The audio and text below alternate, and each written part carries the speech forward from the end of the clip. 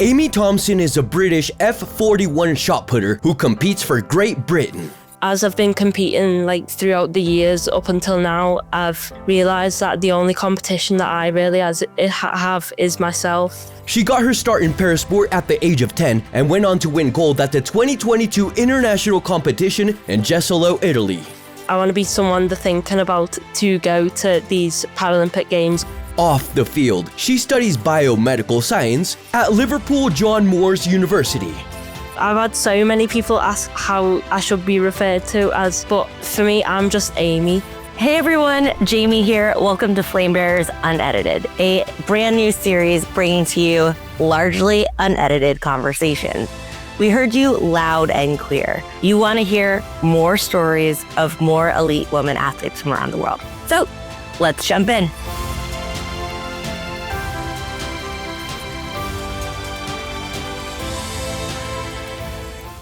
So I'm Amy Thompson. I'm a 41 shot putter and I'm 18 and I compete for Great Britain and also England. How did you first get into shot put? It's not a super popular, super common sport.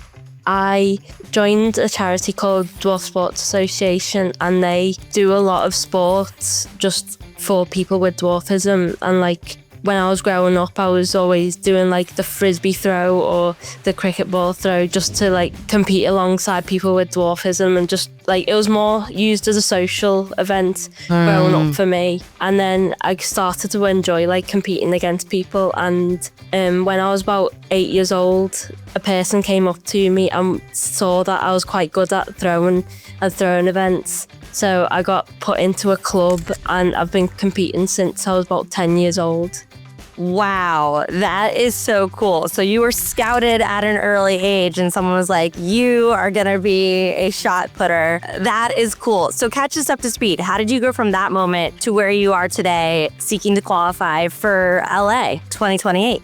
I started competing when I was about 10 years old, but my first ever international competition was in Guelph, Canada, doing the World Dwarf Games, which was such a surreal, crazy experience for me because you're meeting so many people with dwarfism all around the world, and it's so interesting to learn their story about growing up with dwarfism as well as compete alongside them, and they can really show off their skills in sport but also getting to know people. And then from then I came back to the UK and I started competing in club competitions, and they were just local to me. And then I got invited to go to Jesolo in Italy in 2022, and that was my first ever international competition. That wasn't a social event, so that was quite surreal because I was only 15 and I was due to do my exams a couple of weeks after that. So there was a bit of and ahhing if I should go, and I did go, and I was very grateful for the opportunity to go.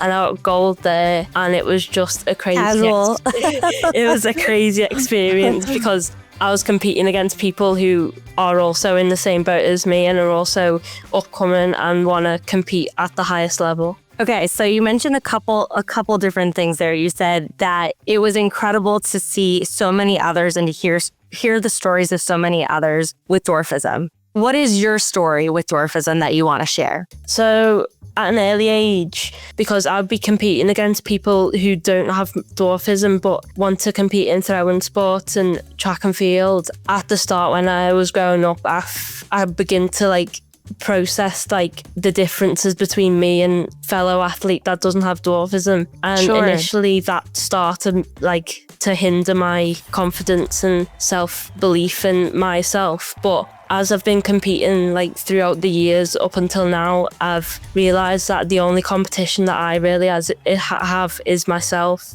and that I shouldn't be comparing to people who don't have dwarfism or don't have my category in competition. That is so important to hear. What advice would you give to people who are still in this place of comparing themselves to other people around them? I do this to myself all the time. I'm always comparing myself to others, and something I try not to. So what advice would you give to young woman or anyone who's kind of still struggling with that? I would always say just focus on your own achievements and your own journey. Growing up, it can be quite different between you and yourself, but you and other competitors, but you've always got to know that they're not going to affect you as much as you can affect yourself, and really push on and aspire to be what you deem as your best. And Amy, how do you talk about ability and disability? I know that there's a lot of different thoughts within the para community, the adaptive sports community. What words do you use and why? Because I know a lot of people feel very strongly about this. For my own disability, I refer to people with dwarfism as dwarfs. There can be derogatory words that people use that aren't nice, or bad words to use that's descriptive, and that can hurt a lot of people, because I talk to my friends who also have dwarfism, and that can really affect people in the media, how it can be so negative. Absolutely. We have community members in 56 different countries, many of whom are Paralympians, Olympians, aspiring Paralympians, Olympians. What would you want to say to them around word choice? Some people are intentional about that, but I think a lot of people are just not intentional. So what would you want to say to help raise awareness for that? I would probably say obviously there's a classic think before you speak, but you can also just do some research, because it's not hard to search the right words to describe someone with dwarfism. Yeah. And I would just say, ask people. They won't be offended if you ask them, how can I refer to you? I've had so many people ask how I should be referred to as, but for me, I'm just Amy. And if you're going to describe me, I would say as I'm a person with dwarfism. And Amy, you are a student at there's so many different sides to you too. You're an elite shot putter. What else do you have going on that people may not know and may not see? So I'm currently I've just finished my first year at university. Congrats. And I'm studying biomedical science. I want to go to do a master's in oncology, which is the study of cancers. So wow. I find that field really interesting. And then outside my sport, I play the piano. So I like to do a lot of hobbies, and I enjoy music as well. Keep going in oncology. I lost my dad to cancer, so I love that you are in that space. And I also play piano, so I share that. Has anyone ever tried to box you in? Or how do you think about your identity as Amy the pianist, Amy the potential oncologist, Amy the elite shot putter? I would say that people with dwarfism are often boxed in just as they're seen as being incapable, just because they have a disability that affects their limbs and their height. So I would just say anyone with dwarfism has equal opportunity as to able-bodied people, as to compete, do whatever they want, play the piano, play any sort of instrument, have any sort of career, equal opportunity to be whoever they want to be and do whatever they want to do. You're doing it. You're out there absolutely doing it. So Amy, walk us through how you're going to get from, finishing your first year to LA, fingers and toes crossed.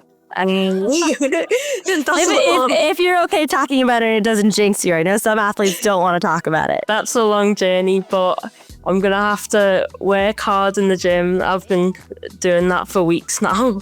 I'm just going to do it week on week. And I've got a couple of competitions in the summer. And then I'll go back to, hopefully, there's World Championships in New Delhi in India. So hopefully, if I work hard enough, I could go there. And then looking to the future, I want to just keep heightening my world ranking and getting to as high of a place that I can in the next 2 or 3 years. And I want to be someone they're thinking about to go to these Paralympic Games or major World Championships. When you are looking ahead to New Delhi, is there systemic support for you in terms of getting you there? Is this something that you have to cover on your own? I'm just thinking through the cost, the logistics, all the things it takes to even get you to the world stage to have to compete.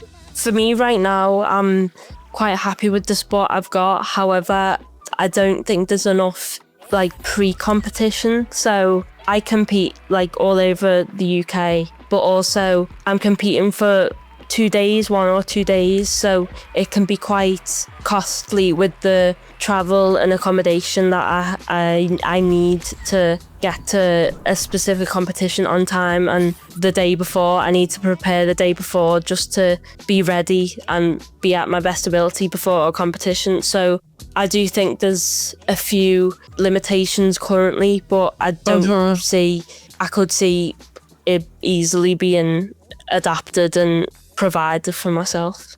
What do people get wrong? What do you want to see more of in the para space, or less of, frankly?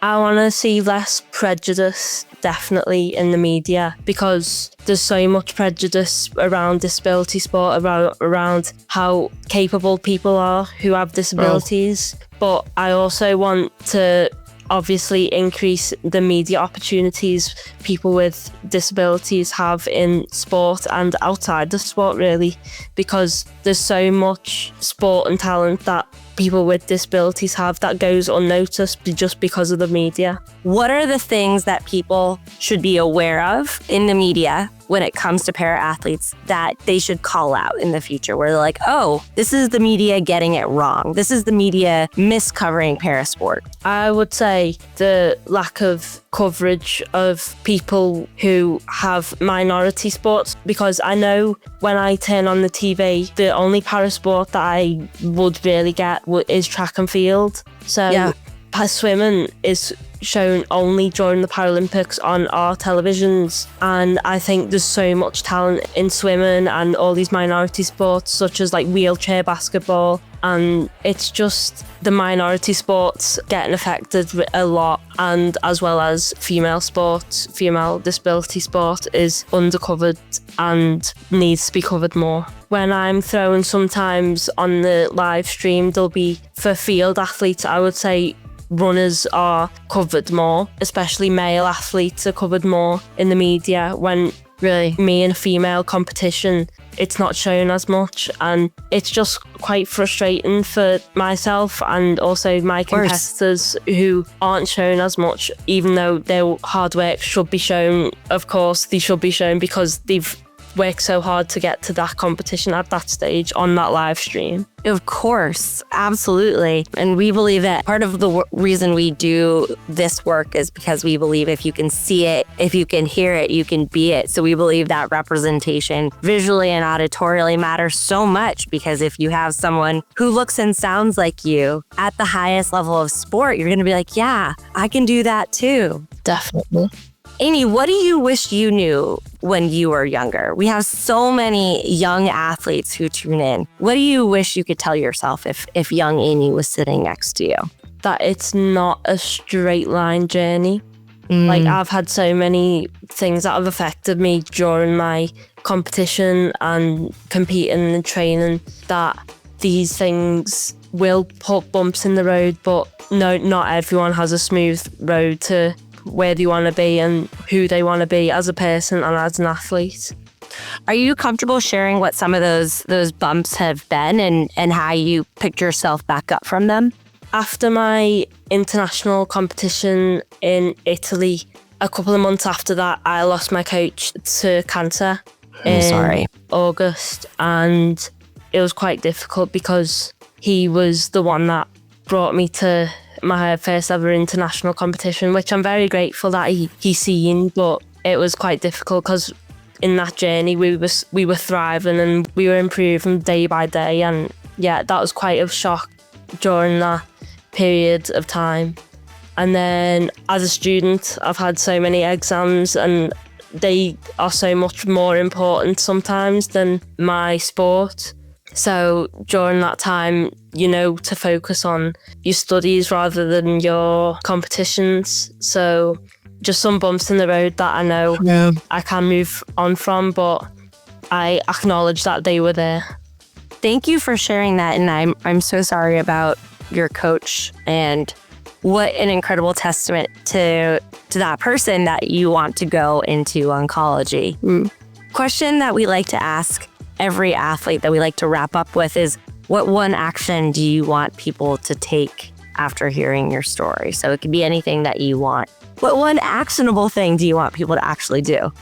I would say if you're ever watching a parasport, just not to prejudge that they are not as capable as able-bodied athletes, and they don't work as hard as able-bodied athletes, because they work hard, even 10 times harder than able-bodied athletes do. And just to watch and research in the media and get to know the individual athlete, because they're so talented in what they do and they work so hard.